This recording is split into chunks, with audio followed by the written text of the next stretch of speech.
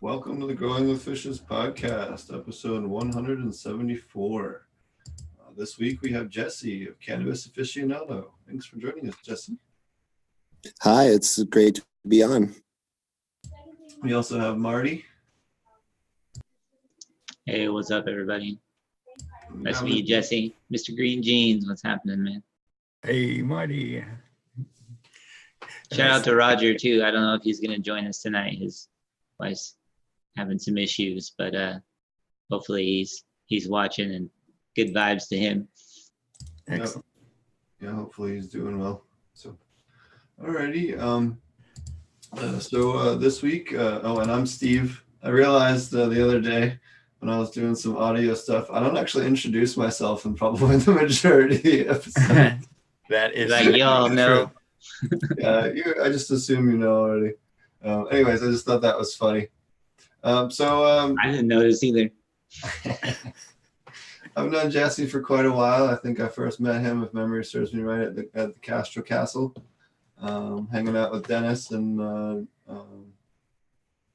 the other fun people over there, and Wayne and Laura and Cara and all the other awesome people that are over in that scene. So, and then now you got all kinds of wonderful things going on. So you have a Cannabis Aficionado, which is a really awesome project that you're working on. Why don't you tell us a little about yourself and what you're up to? Yeah, I have been working in the cannabis industry since I was 17 years old. I started as a glass blower, making pipes. And I've been a consumer, of course, since I was a little younger than that. And I've drifted in and out of glass blowing, and it never became my main profession in the long run, although it was for a number of years early on.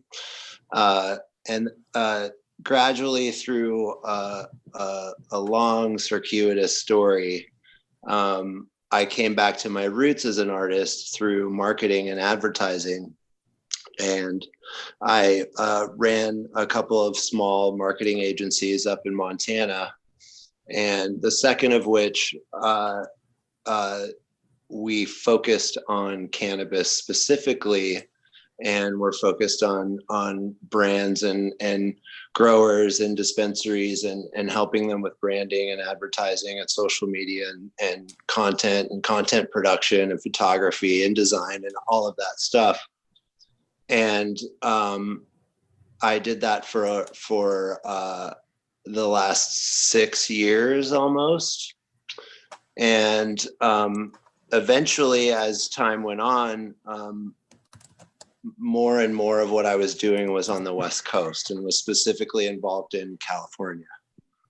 So I moved this way, and then I ended up closing up the shops in Montana because the people that I worked with didn't want to move to California, and they didn't want to take on the risk of growing and stretching. So I went out freelance by myself as Barney Design Company.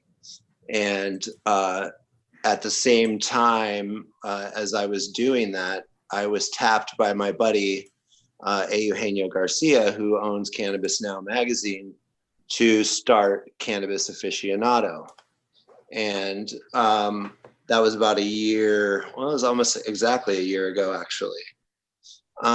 So I spent some time last year, 2 weeks actually, with Melissa touring California and really trying to find the coolest and most innovative things that were going on in California and on the cannabis scene, and revisiting a lot of the things that Steve, you mentioned that were part of us meeting as well, which is the Castle and Dennis Perrone and things like that. So we did a bunch of content gathering, and we built the website, and we launched it in January, and we've continued to put stuff out, and we are just now expanding and putting out more new content and going for a print run soon. We hope to launch our first print run the Q1 of 2020, definitely by 4/20, 2020. So yeah, that's kind of the state of affairs right now. It's a really exciting project. The word aficionado literally means someone who has great knowledge and enthusiasm about any given subject. So it's a fun thing to take on, to explore any person or anything that is really associated with the plant. So that's kind of where it's at this point. So what is some of the highlights of some of the content you've done so far? I'm sure you've done a lot of research for your different pieces and things like that. First and foremost, the thing that comes out is all the legacy material. It's one of the pillars of our brand is to always talk about legacy and history and the giants upon whose shoulders we all stand. So, visiting the castle, revisiting memories of Dennis, and always being steeped in that culture is important. And we always continue to do that. Some updates on that front. Wayne Justman, if anybody knows him, he's always needs to be reached out. He's older and has been a part of the scene, but he doesn't make money off of the cannabis world. So he's very poor and needs help all the time from this community. So those are the types of things that highlight. Another part of that is that, Jerry Munn.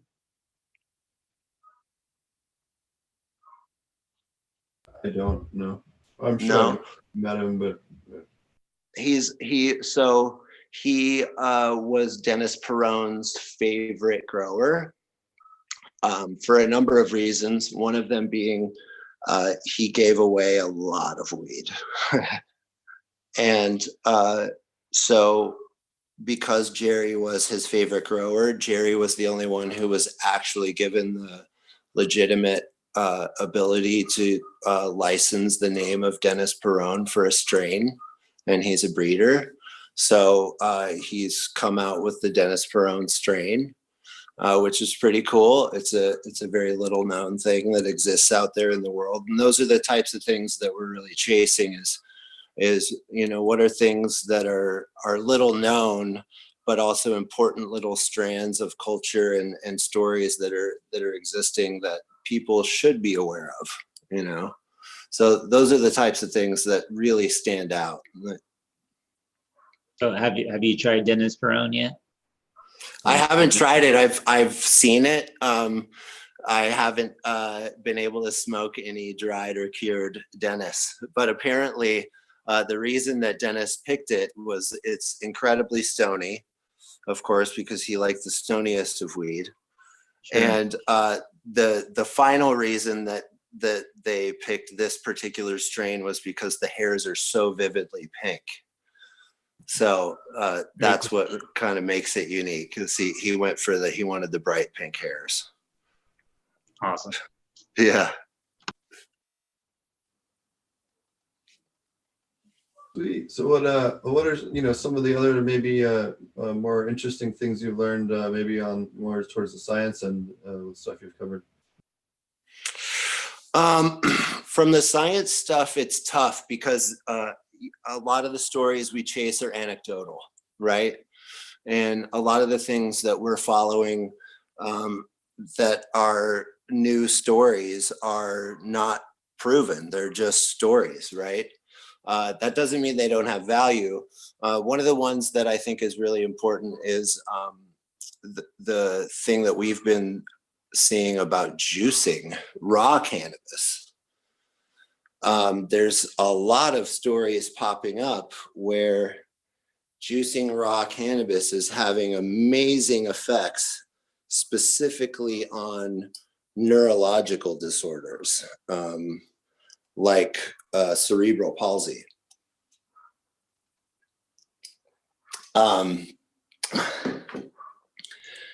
We chased the first story that we stumbled on with that was Willie G.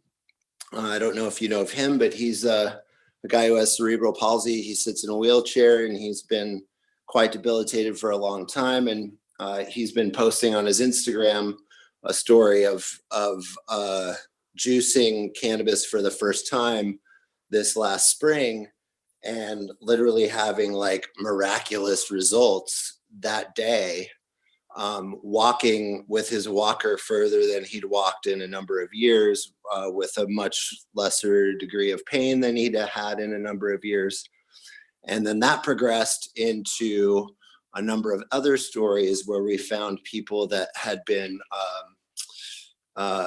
counteracting rheumatoid arthritis. There was another case where a kid had really incredible results with, I forget the name of it. It's like COPD, but it's a very localized pain disorder, compact something localized pain disorder, something C, something PD. And he had immense swelling and immense pain that was like indescribable, to the point where he wanted to cut his own limb off.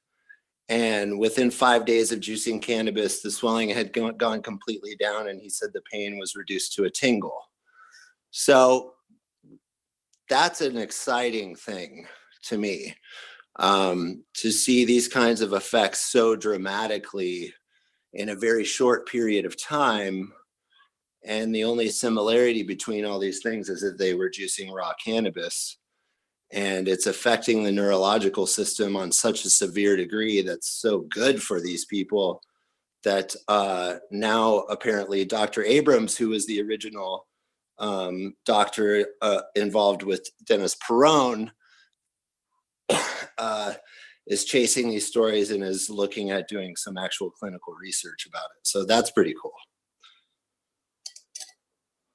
That's awesome. Yeah.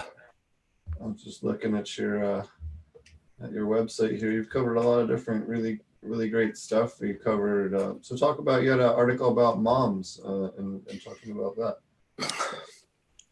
Dude, to be honest, a lot of the content that's on there, Mel, my partner, puts out, and I'm not as familiar with it as I probably should be.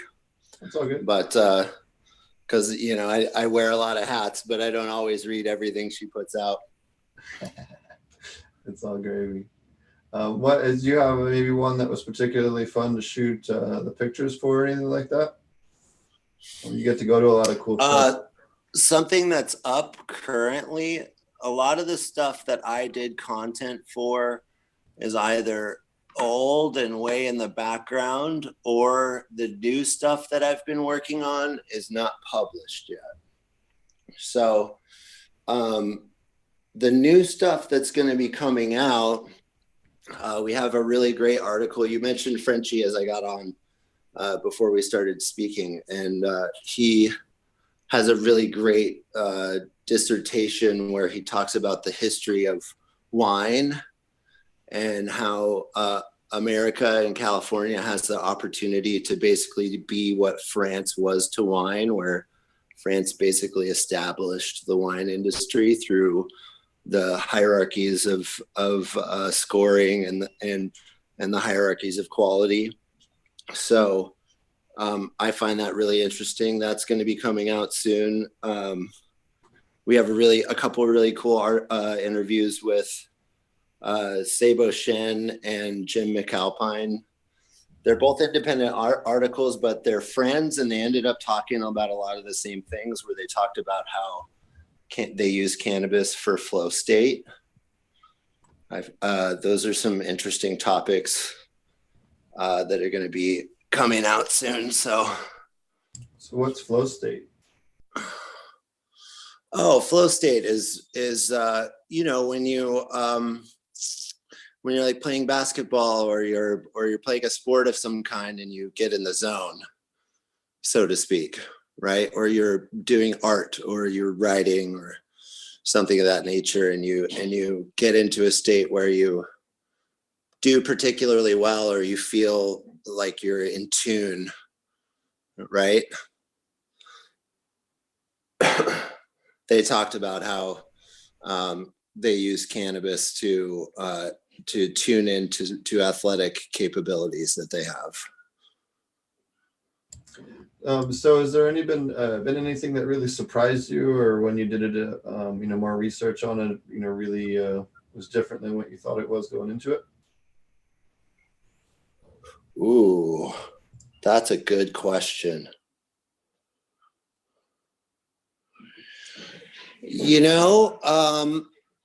I think some of the things that are always interesting are to hear, things that you're involved in, different styles of growing, and what they do, what their purposes are, how scalable they are, right? All these questions. There's a lot of material inside of that always surprises me. It wasn't that long ago that someone explained to me how aquaponics, by using aquaponics, you can regulate your flavors so accurately. And that was a surprising, are you familiar with this? Does this ring a bell? I've only heard it from a couple of people, so I don't even know if it's actually true, but yeah, no, I might have been one of those people. So yeah, so I find that to be a cool fact to learn. Oh yeah, of course. Well, it makes sense if you regulate the food supply that closely to what you're feeding the food supply, and you go several steps back. Of course, you're going to be shaping your flavor much more adequately or regularly, I should say. So yeah, I'm sure you got to smoke a lot of really, really cool weed working on this. What's some of the maybe your top 3 or top 5 ones that you've smoked while working, were given while working on the magazine?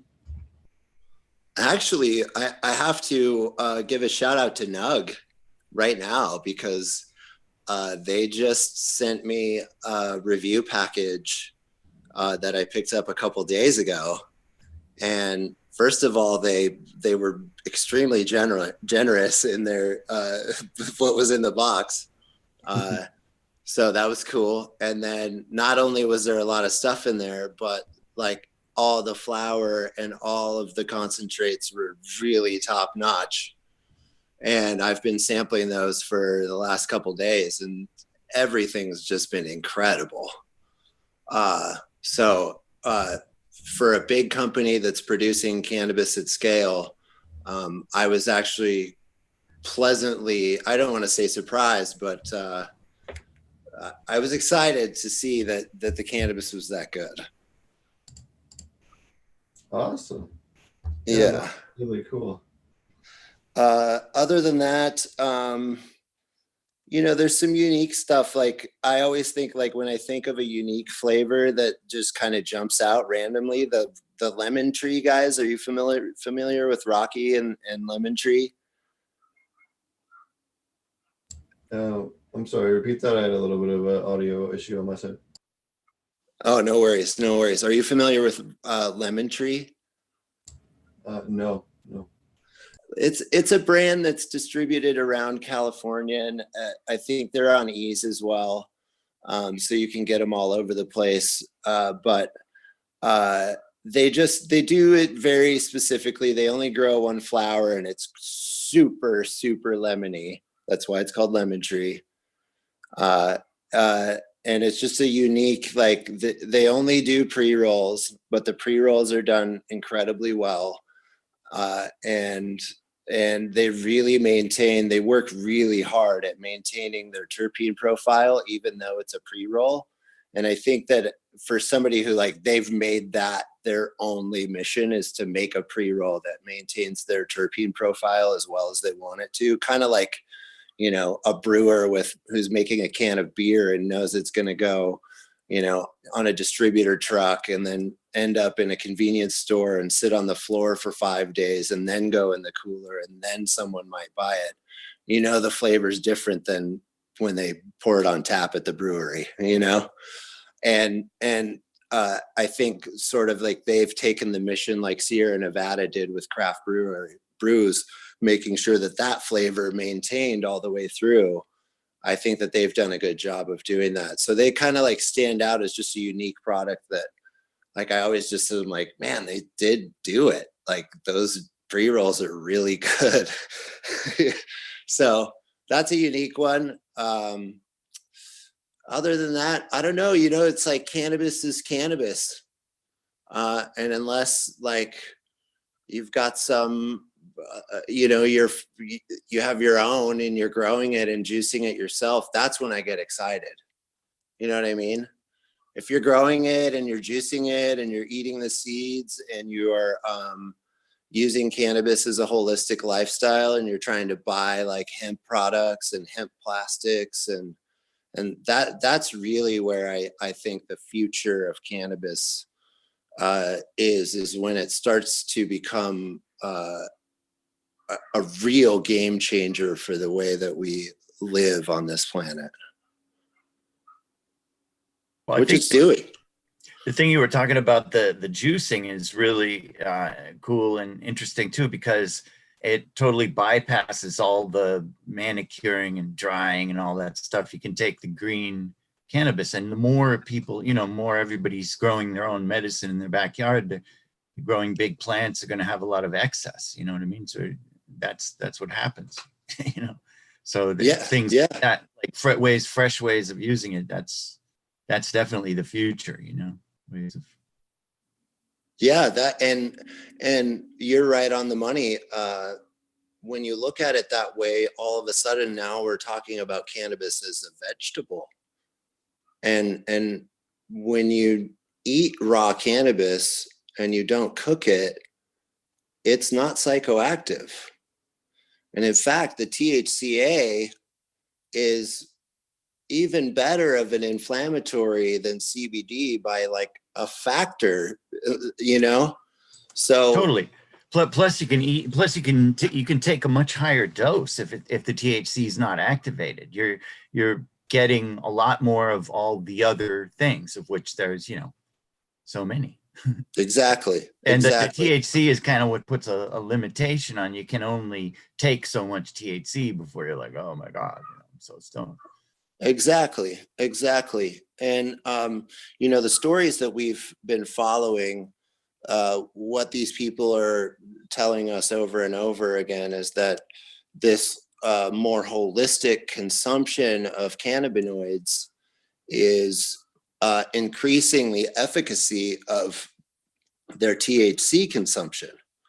So suddenly, because you've juiced and you've eaten hemp seeds and you've had cannabis in your diet in all these other ways, you know, all of a sudden, if you're using a dab for pain or something like that, where you're getting quick acting, strong THC results, you don't need as much. So all of a sudden, this person that was taking 3 or 4 dabs is only taking 1.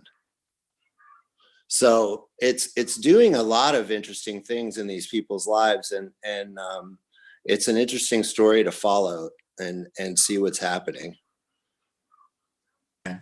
Yeah, I think one of the things is the more free, you know, just the better supply, like you were saying, and the more, you know, and the cheaper it is, the less, as the price goes down, as it becomes more. Me and Marty was saying, yeah, it would be in the, you know, in the produce aisle next to the broccoli, you know. And oh yeah, I mean, I like to say hashtag a cannabis plant in every garden. Yeah, I mean, absolutely. that's just how it should be. People should be taught that having a cannabis plant in your garden and juicing it for your family is not only harmless, it's the healthiest thing you could possibly do for them. Yes, and so easy to grow too. I mean, me and Marty were trying to figure out, like, you know, is it around the same difficulty as tomatoes? And I think he had a little. He's not here still. I can't remember what his little caveat or whatever you call it, but I think he said maybe about the same during growth, and maybe slightly easier during flowering than tomatoes or something like that. I forget what we thought, but it is really close. If you've grown a lot of plants, you know what I mean? It's really close. Yeah. Difficulty to a tomato, which pretty much we can all do. So.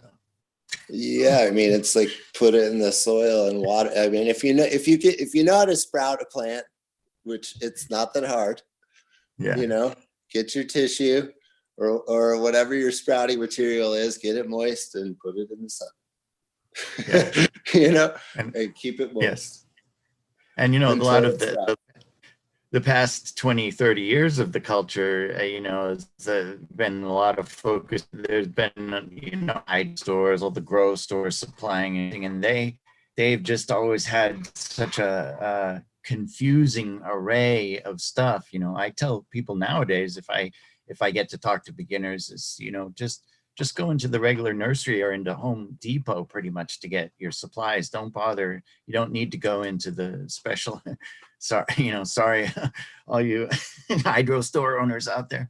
But, you know, it's true. Maybe people, when they get to a really advanced level and everything, they can go and they can fine tune their stuff. I'm not saying all those nutrients aren't useful at all, but you can certainly grow a fantastic product with just about absolutely nothing at all. You know, oh yeah, here in Los Angeles, our soil is not that good here in Los Angeles, and I did a bunch of outdoor plants this year just with no fertilizer at all, not even amendments to the soil. You know, just straight water, just to make a point, you know, just to show that it can be done. Of course, Well, it looks like nature's trying. They came out all great. Oh, bit of a lag there. Go ahead. Whoops. Yeah, you're breaking up just a little bit, Steve. Okay, I was gonna say nature's trying to add nutrients to the soil. We just happen to have houses in the way. Right. I was gonna say too, your rooting. cannabis plants are amending the soil. Yeah. Exactly. Speaking of which, how are you guys managing with the fires? Both I know both the two of you both are in California. I'm on the western side of the fire in Santa Monica, so the smoke is going away from me, luckily, but it's over there. It's just a small one so far, so I'm not close to anything big.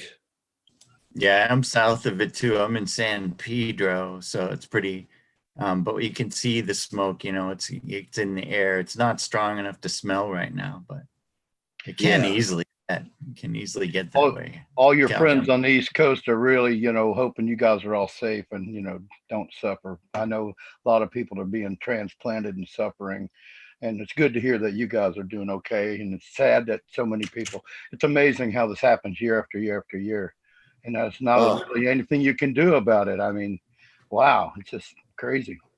But glad everybody's all right that you know. The one up by Santa Rosa is incredible. I mean, that thing is staggering. And it's blowing towards north end of town too. Yeah, it's just going right that way. Yeah. Well, the good news is stuff grows really well after the fire. That's where we should be spreading all our excess cannabis seeds. I think cannabis is probably really good for erosion control too, you know, and all these freshly burned places. Cannabis loves to grow on, you know, it's a pioneer plant. You know, it doesn't need the lovely soil. It can even grow on the freshly landslided soil where you've got topsoil. Nothing likes to grow there, and cannabis is like, yeah, I love it. You know, so yeah. Cannabis and mullein, right? Cannabis and mullein, nice. Definitely worried about the homies tonight. There's a lot of big, you know, I'm sure we all know some people up by Santa Rosa that are under the gun right now. So if you can support any of those groups and you can donate anything, you know, definitely try to donate to those people out there supporting. You know, there's 200,000 people under evacuation right now. So and not only is that happening, but there's no power anywhere else. Yep. So that like anywhere they're going to run to, there's no power. Yeah, there's a lot of people that can't reach anybody for that reason. Yeah, and it's then intense there's also out there. gas, tons of gas stations, but you can't pump gas without power. Correct. You can't charge a Tesla without power. Correct. So everyone's kind of stuck, right? Gas power or nothing. People with full solar systems on their houses are going, I told you so. Well, it's crazy too. We were talking about this, and we'll bring it up on the show. So California's cannabis laws actually ban backup generators for entire facilities, for the lights and everything. And, if they're going to be, and they're claiming they're going to be doing this for decades, that's not a fair law at all. You can't tell somebody that they can't have backup generators for their business just because they're a cannabis grower. That's bullshit. It's like a Clean Air Act or not, that's ridiculous. You can't tell people that, they can't have some form of power generation and then, shut the power off all the time. Yeah, that's the beginning of a long list of things that they require that shouldn't be or should be. Oh yeah.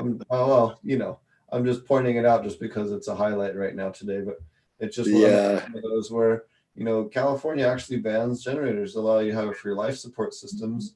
Like we can have it for like the fish for aquaponic systems, the temperature control, but that's it. Right. We can't do it for the lights. So at least in California. It's so crazy. But what's crazy is if you actually build in a plan to have permanent power generation, like with natural gas, like with a turbine, you actually accept that. So that makes no sense at all, right? Yeah. So. Somebody's making money somewhere off of it. That's for sure. So what kind of cannabis strains have you grown a lot of? It sounds like you've been doing it for quite a while there. And what are some of your favorites to grow? 90% of the grows that I've been a part of have been, my friends.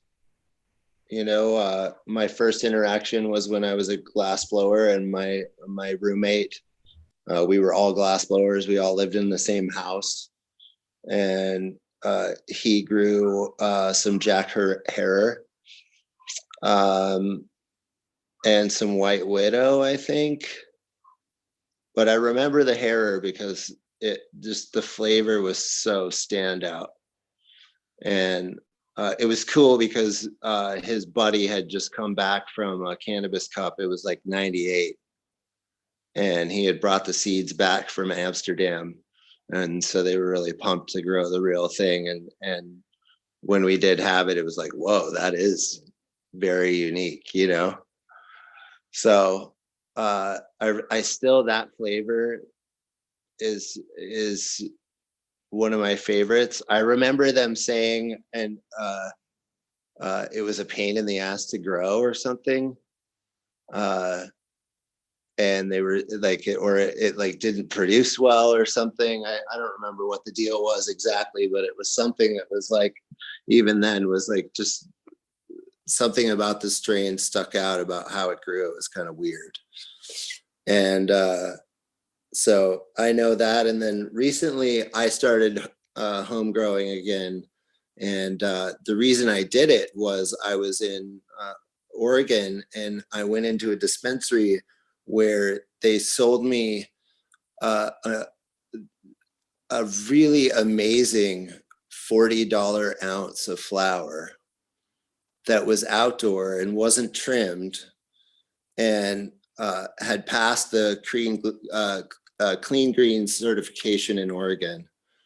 And the guy selling it to me was like, it's even better than that. I go to my farms, I go to every single one. And it was true that like they had a very limited amount of products, and each farm was really cool. But this particular ounce was Holy Widow, which is a 4-to-1 strain, and it's high CBD, so it's CBD rich.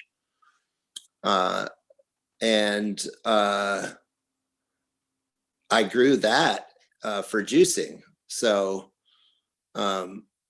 that's been kind of cool. I've been growing my limit this year for the first time in a long time, which has been rad. But I've just been juicing the leaves. So I'm not even trying to get flower. I'm just keep cutting them.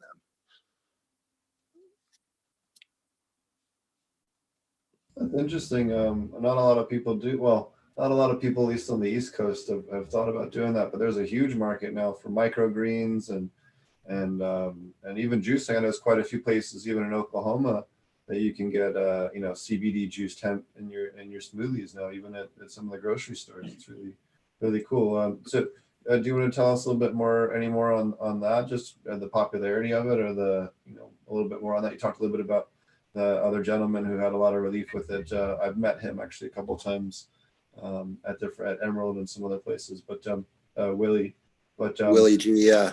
Yep. But yeah. So, what are some of the other benefits to the juicing? And another nice thing too, like you're saying, is you don't need to flower it. You can just leave the plants in at 16 hours and just harvest continuously. Correct. Yeah, all you need is the leaf. So juicing the flowers is great too, and it probably has some additional different benefits than even just juicing the leaves do. And that's really what's interesting here. If you juice the shells of the seeds, for instance, and you get the hemp seed milk, or there's different parts of the plant that you can juice and get different things out of and get different functionality out of. So as always, this is what's interesting about the cannabis plant, is it's so infinitely versatile. Even what it can do, we don't even know. We haven't even really started looking into the scientific properties and the capabilities of what it can do. And what you're touching on is how like juicing a specific profile of terpenes and cannabinoids and fresh ones that aren't decarboxylated at that. And if you bring those into your body, and then you also bring decarboxylated terpenes and cannabinoids into your body, well, now you have an entourage effect that we haven't even really been talking about, and we don't really know about what this is. Now, we know anecdotally, right? And see, this is again where the problem lies, is that right now it's easy to jump up and down as enthusiasts or aficionados and say, wow, this is happening, this is really cool, and get excited. But also we have to understand in our journalism that it is anecdotal at this point still. And that's also the problem, right? Is that we still live in a day and age where this stuff should be pretty easy to get rapid fire research on, but we still can't get the funds to do it because it's federally illegal. So we are still in the Stone Age. The same with banking. It's the same with science. It doesn't matter where you go in the cannabis world. Because of that, we're still in the Stone Age. And you have all these people who are brilliant, who are doing cutting edge things, and they can't get out there with it because it's just too hard when you're still in the Stone Age. So. But thanks to social media and the ability to communicate, that people it's like citizen science, you know what I mean? And it's correct. Funny. Yeah. And it's funny how in the field of medicinal cannabis, we've gone light years ahead of you. Go to the doctor and the doctor's talking all antique stuff. Doctors don't know shit. You're like, man. Anyway, so it's like because they're literally behind, because they have a lot of their own work and stuff they have to keep track of course, unless they're on the side following the cannabis community. But the cannabis people have, what about the whole invention of pressing rosin and stuff recently within the last couple of years, which has just suddenly exploded. Yes. But he was able to pass a lot of information due to hanging out on forums and things like that. And so that actually literally the science ripped along with that incredibly quickly. Like I've heard of stories in China where they've got where they developed, there's supposedly one block where they developed a hoverboard, those little things that you can stand on right? And it's Yeah. 3 or 4 different companies basically on the same block, no patents, no nothing, all competing with each other, but also sort of all sharing information, you know, or I don't know, spying, whatever they're doing. But you know, they achieved this sudden explosion of the technology of the balancing, you know, the hoverboards and everything. And I think it's the same kind of thing. It is a lot of times, you know, official stuff, patents and things like that, and waiting for the, you know, a lot of times citizens in their garage can, especially now, we have the ability with the communication to really rip along. And I think we've seen it a couple times in cannabis. I'm sure you guys can think of a lot of other areas other than that. I was thinking the rosin, how quickly that took off, you know. And I know it's not really science, but it is real science, you know. It's to say that it's not. I mean, through the history of science, it's always been about citizens, you know. I mean, it's not, oh, you're going to be a professional scientist. That's not, you know, you know what I mean? That's only been for the last not even 100 years or whatever. Like, even in the late 1800s, most scientists were just citizens, and that sort of continued on into the modern, you know, to this last century, mostly with more wealthy Europeans, you know, with hyphenated names and shit like that, right? They're the ones that, and in the natural fields, like the ones that are going out and watching gorillas and things like that, you know, that have the money. They're just doing it with their own money, you know what I mean? But they're scientists, you know. So you don't need to be a professional scientist, you know. I think cannabis is a great example of how we're all contributing science together, you know what I mean. We've been doing that. This is the beauty of prohibition, right? Is that yes, it pushed everyone into this back room, and it forced people to do things in ways that no one could have ever predicted or expected.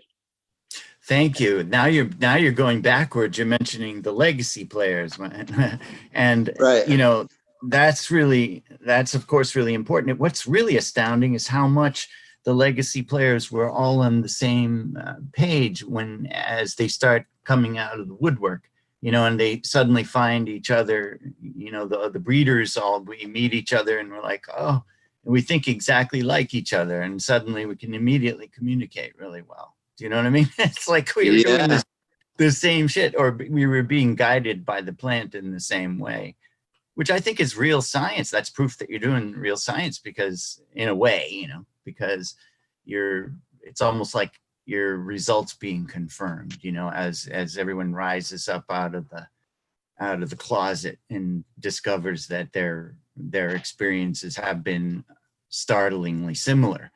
Although, as you could also make a big case for everyone being even more original on their own because of the separation. So I could see how you could look at it the other way as well. Yeah, and that's the beauty of it, is it's yes and, right? Like, yes, like, and yeah. Everybody's having a unique experience and also the same experience, and that's the beauty of the consciousness being tied together. Speaking of all of these things, are you guys familiar with Cannatunes and a woman named Loretta Maps Bolt by any chance? No, not me. No. Tell us. So Loretta is this wonderful young Black woman who has stumbled upon well, first of all, she had an education that led her to playing around with lie detector technology. And she stumbled upon this group that had developed the technology to a degree that they were basically able to test electrical impulses from your brain. Very similar to, if you're familiar with muscle testing, where you like put your arm out and somebody like will say baking soda and tap your arm, and if like baking soda is good for you, your arm will be strong. That's like this mystical thing that people do. Well, it turns out that actually does work. in the physical world, and they've proven it with lie detector technology. And this is all like a Harvard scientist studied thing that's been proven. So she started using this technology to read the electrical impulses of cannabis plants, because there was other people doing it with other things. They were using the technology to read the electrical impulses of all kinds of things, but she started tuning it into the plants. Now, what's special about this is you can use the technology to literally translate whatever the electrical impulse is. You can literally read the frequency of that electrical impulse and translate it directly to a musical tone that is specifically related to an octave of that frequency. So you're literally hearing exactly what that frequency is, just in a different octave. So then she's playing music she's hooking up this technology to a synthesizer on a laptop and letting this translation play MIDI notes through a synthesizer. And she's literally letting the plants play music. Like they are emanating this music already. She's just allowing us to hear it through this technology. So she's figured out how to tap into their whatever, their bio or something, and it's their bioelectricity. Yeah. That's I've kind of heard about other things like that, but that's the first time I had heard it where somebody was using it, and it's actually like, so it's like playing notes or playing music through the synthesizer. Yeah, and it's that's directly correlated to exactly what they're doing. And they so for instance, and you can go to her website, it's Canna Tunes, CANNATUNES. And I can't remember if it's .org or .net or .com, but and her name is Loretta. I just put a link for it in the YouTube channel. And she has music on the website, and the music is literally directly recorded in the moment. And she's literally just letting whatever notes play in the moment or whatever sounds are coming from. Of course, she's picking like the synthesizer sound, right? She could pick like a clav sound or a piano sound. And so she picks a synthesis, but she also said something interesting. She said the sound, like the plant won't do anything until she picks the right sound. So that's an interesting thing that's a peculiar part of it. And in fact, she's like, a lot of times she's like, you hook up the plants and they won't do anything for, like, they won't just make sound for you. You can hook them up and they'll just be silent. And she's like, you have to sit with them and like hang out with them. And like, some of them are really picky. Some of them will sing right away. It's really stunningly interesting stuff. But this one particular one, and it's on the website, was a fig tree that she spent time with that was like dead, and it was off to the side of this fig orchard. And she hung out with it for like 2 weeks, and she hooked up the machine to it every day. And then one day she had hooked up the machine and she was on her laptop, and she just started messing around with like a drum machine on her laptop and creating a beat. And the plant started playing music in synchronization with the beat suddenly out of nowhere. And so she hit record, and that music is on her site. So it's like pretty like, whoa, you know, that's some crazy science meets spirituality stuff that's next level, you know. I think it's a pulse of the frequency when you have a drum beat, when you can feel it, so the plant responds to it because it's feeling the sound pressure is what I think. Yeah, and it's responding directly. It's so incredible.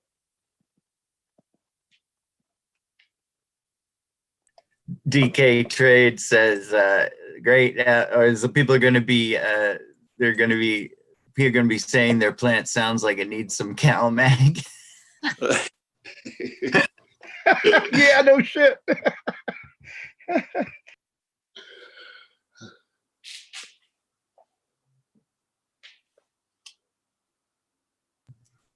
Where's Steve? Yo, Steve. Sorry, just had to. Oh, had to so he's deal back. with Okay, he can some answer. stuff. He's lost in the meme world on the internet. He's got a. No. You gotta help him. You gotta rescue him. Get him out of there. No, we had some stuff going on at the house, but it's all good.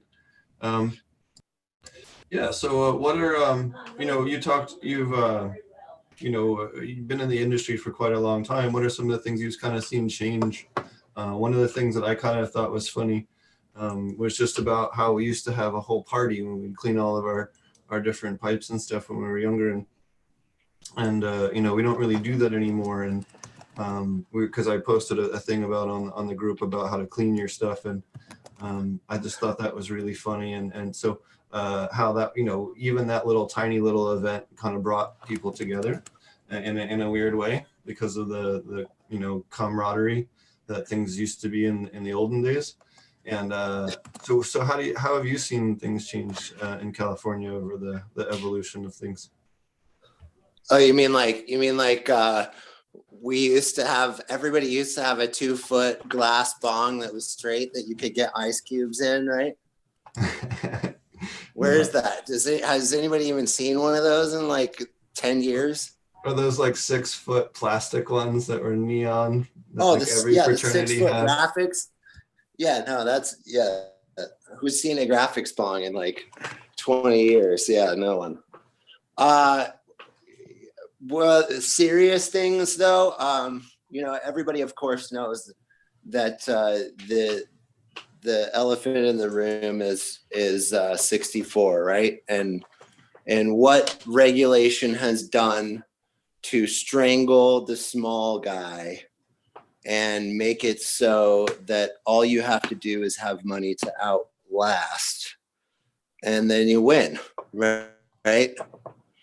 And it's really sad to see that is what's happening for the most part, albeit yay SB 34.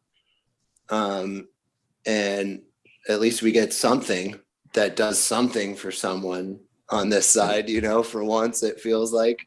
So why don't you talk about SB 34? We're actually going to have a really awesome lawyer come on the show here. Ann Kelson's going to be joining us hopefully next week, if not the week after. She's been a big supporter of both Dale Hunt and Beth Schechter and lots of other really awesome people in the industry. And she was also part of, help with that too. So tell us a little bit about that.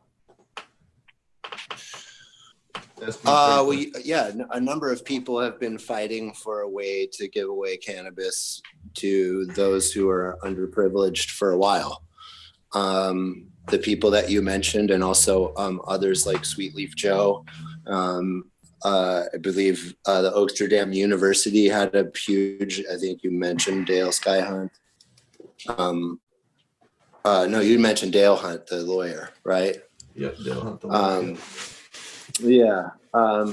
So, there's been a lot of people involved, and my understanding is that it pretty clearly and simply allows for anyone who's in, I think, a dispensary or a grower, and you can correct me if I'm wrong, to write off and assign some of their product to be given away to someone who can apply to say that I don't make enough money to buy this, right? So it seems to be that simple, and all the people that I know that were really fighting for it have also been saying we're super stoked. So I'm over the moon about that. It's a great thing. There's so many people who can't afford. Well, first of all, people who are in serious medical need can't spend $60 an eighth. And, for a quality product, that's just not feasible. And even looking at it on an ounce scale or buying it at like $100 or $200 an ounce, it's still expensive if you're consuming, if you have serious pain and you're overcoming opiate addiction or something like that, your level of cannabis consumption is very high. to overcome those things. So I think it's incredible to be able to give that away and help people out. You know, these are things that Dennis Perrone and Wayne Justman and Jay Hankey and Laura Costa and all these people that you mentioned, Cara Cordoni, these are, and Sweetleaf and all these other people who've been working in the background tirelessly for this stuff for a long time. You know, some of them upwards of 40 or 50 years they've been fighting for this stuff. Yep. So, you know, yeah, it's good. We had Joe Sweetleaf on the last week that he could still help people. So he talked about that. Oh, I know for a fact Sweetleaf is just jumping up and down. This has been his singular mission for a long time. No, I'm super happy, and you know, it's good to see some of the stuff that Dennis fought for come back and still be there for the people that need it. And I think a lot of states, I mean, just look at Washington State. They still don't have you know, they're not protecting the patients there. They're just protecting the corporate end of it. And you know, you're seeing people, you know, die because of it, and it's ridiculous. No one should have to pay that much for healthcare. Yeah. Yeah, and I mentioned all the minor things. Like I didn't even mention if you're like a serious cancer patient and you need tons of RSO, you know, if you're consuming, you know, 4 or 5 like pieces of rice a day, you're going through a lot of cannabis. You know, it's like you can't just like, that's like that same thing. Like if you had AIDS and you have to get the medication for that, you can't just pay for it. You know, it's like $1,000 a day. You need help. And cannabis in a lot of ways can be in the same boat. You know, if you need a bunch of RSO, it's not easy to get and it's really expensive. So, and if you need it, you're probably using a lot of it. So that's where it's going to happen. People are going to be able to get their syringes of RSO finally, you know, and it's going to help cancer patients who can't afford it. Plain and simple, you know. So not to mention vets with PTSD, not to mention, you know, it just, the list goes on and on and on. It's a good thing. Well, yeah, I mean, you have all kinds of people from the military and law enforcement and all kinds of other stuff that, you know, really get a lot of help from this kind of stuff, just like the rest of us. And, you know, there are a lot of them on that side of the fence too that come out there and help us. I mean, I've marched with them in Philadelphia, of all places. I remember when I went to one of the earliest 420 rallies in Philadelphia, the former police chief of Philadelphia was at the march, you know, and that was way back in the day. And, you know, you don't see that stuff kind of, you know, being published as much anymore, but they're out there, you know? Yeah, absolutely. I mean, one person that comes to mind, you know, Ryan Miller at all? No. He's a guy in, he's in the Oakland, San Francisco area. You should look him up. His Instagram is USMC vet, VET. And his name's Ryan Miller. He's a huge advocate and a huge activist on cannabis, as well as social equity, and pretty much anything that really matters. And he's just an absolute epic human being. You should actually chase him down and have him on, because he has a lot to say and he knows a lot, and he's probably one of the best people to know. Like, you just have to know this person. Awesome. We'll have to get him on.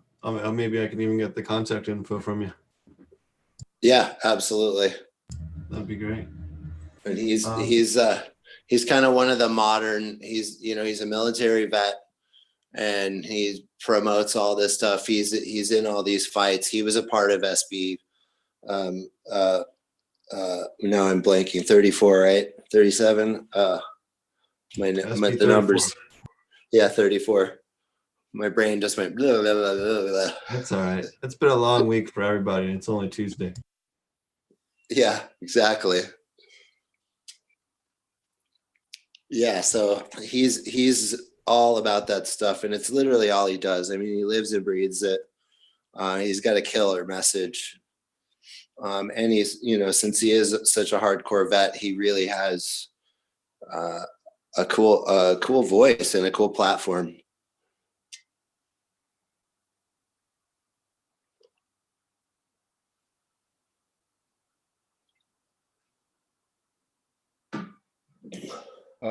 We got sorry, since Steve is quiet, we got any other questions from chat there, Mr. Sorry about Green? that. There you are. Yeah, something Thought you might have another prepared something question. happened with but one of my roommates, and they had to deal with some stuff. So sorry about that. Anyways, yeah. So, what other? Is there anything else you wanted to go over? I don't want to tie up your entire night. I mean, I'm good. I've pretty much talked about everything. I think I've spoken about Cannabis Aficionado. We're really excited about the future. It's going to be a great thing. We continue just to cover anything that's interesting and deep and cutting edge and need to know. Our mission is to just keep everything that's really amazing in cannabis culture connected. Keep people abreast of what really matters. So we've been doing that, and we hope to continue to do better. Awesome. Well, I really look forward to seeing a lot more content from your magazine and your web publications, and really look forward to it. And thanks for taking the time to join us. Yeah, thanks for bringing me on. It's been an absolute pleasure. Heck yeah. interesting Welcome stuff. to Cool. take off or hang out with us a little longer. We'll talk about what's going on with our grows, and then we'll wrap stuff up. So, Okay, cool. I'll jump off. cheers. And I'll just listen to you guys. I don't know what happened to Green Jeans. Oh, he had to run last second. All right, well, Roger, I know your plate's been pretty full, and I've been just crunching it, just getting stuff ready to hit the ground in Zimbabwe. Just kind of finalizing logistics on some of our nutrient inputs, and going over not only our pest management practices, but all of our neighbors' pest management practices, and then figuring out the best way to be like, hey, don't use that. It's going to overspray my crop. So the easiest way is just to go buy a bunch of stuff and just give it to them for free. And then at least I know I have a pretty good, 5-mile buffer around my farm. I don't have to worry about anything, which should, protect me as far as any overdrift from anybody else's crops. Other than that, just working on, securing the paperwork for getting seeds transferred, and doing all that technical stuff that we do to get, cannabis on the ground and growing. It's quite a bit to go over, especially do logistics, making sure you're going to have, all your different things that you're going to need. It really, really gets to be quite a bit. And then also having to talk to people about, your permits and all this other stuff, and all that's pretty much clear now. So we just have to get the technical stuff done. So that's been fun. Lots of really early morning phone calls with Africa. Yeah, just been busy. And then I'll be busy here again soon, zipping around with some other events. We'll be down in Texas next month for a day or two, and some other places that maybe you weren't considering as cannabis grow places. So it'll be a lot of fun.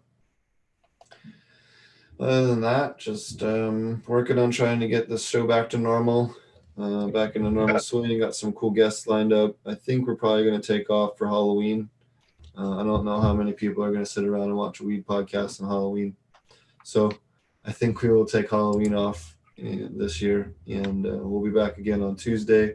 We're working on getting some real cool guests over there on Tuesday. Also, I guess Halloween's Thursday now that you mentioned it, huh? Yeah. So Yeah. I'm just going to bring that up. There won't be a show on Thursday. I do apologize. Oh, okay. Other than that, just racking up ordering this, trying to see what kind of seed is out there, and work with, you know, some growers on that, and you know, figuring out logistics and finalizing contracts for help. So all the fun stuff. And then worrying about our friends that are, you know, I had a friend of mine, you know, it's funny, we looked at a building out by south of Half Moon Bay 2 years ago. And that building burned down a couple of days ago. So, you know, it's a good thing that project didn't work out the way we had hoped, because would have ended up just losing it pretty quickly after. So it is kind of funny, sometimes you get bummed out about something, and then you watch the building burn down 2 years later and go, oh, that's why that didn't work. So makes you feel a little bit better about how things worked out, you know? So anyways, what about you, Roger? Well, we just been working on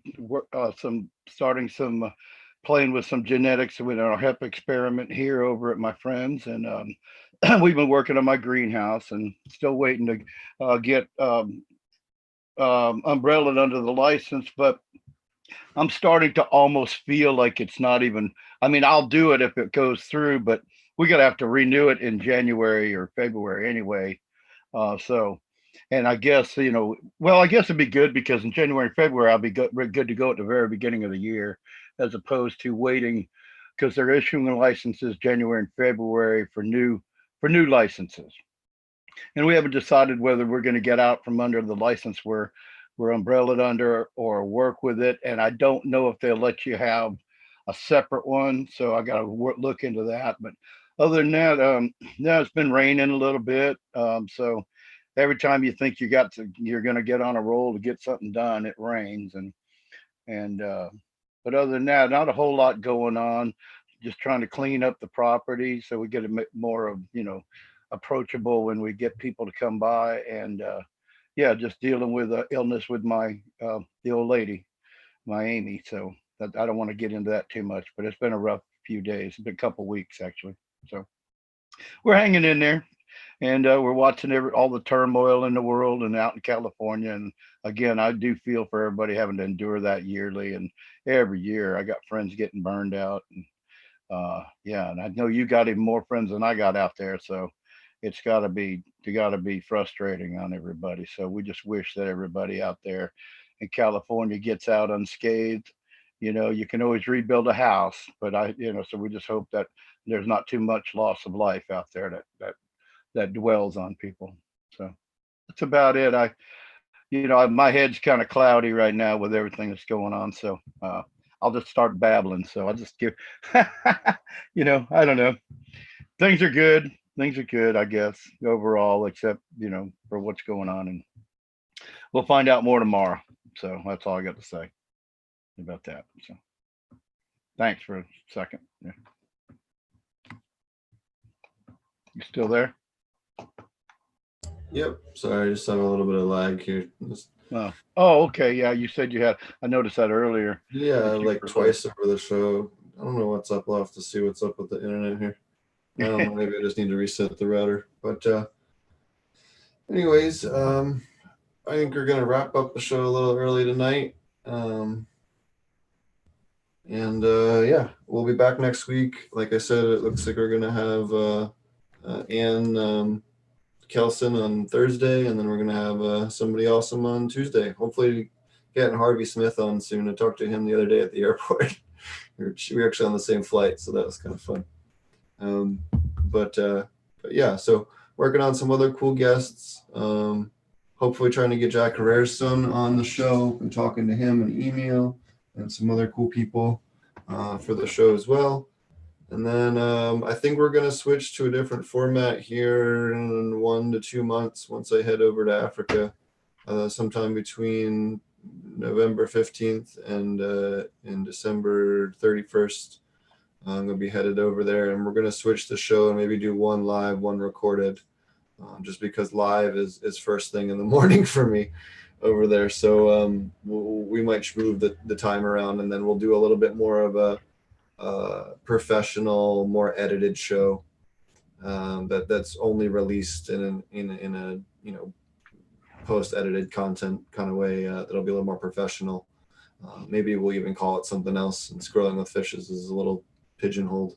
But yeah, so that'll be the new format once that happens. But for now, we'll still have our 2 shows a week, except for this week because we have Halloween. So, all right, thanks a lot for AP Meds, Marty over at AP Meds. You can also check out Mr. Green Jeans Garden, mrgreenjeansgarden.com. Really awesome seeds, and Roger. Yeah, I love growing marijuana.com, where we have awesome seeds. And also you can catch me occasionally on Instagram. It's a little harder for me to do that because it's more of like a show and tell kind of thing and comment, but I'm on Facebook, and I know I'm on something else, but I keep forgetting. I don't know what the hell it is, but yeah, you can reach out, man. I love to talk to these guys that are fans of the show. I meet you sometimes, and I run into you here and there. And I get told, oh yeah, we listen to the show. And thanks again, Jesse from Cannabis Aficionado, for taking the time to talk to us tonight, dodging the flames and the smoke signals, and yeah, we'll be back again next week. You can find the podcast in audio format in your favorite podcast website. And you can find it in video format on YouTube. When I have time, I upload it to the WeedTube and GrowTube and all the other ones that we're on now too, but I don't always get that updated as quickly as possible. So I do apologize, especially with traveling so much lately. It hasn't gotten as smooth as it used to be, but working on getting that back to a normal state. Might even get a helper here to help with a little bit of that too. So thanks a lot, everybody, and we'll be back again on next Tuesday. Cheers.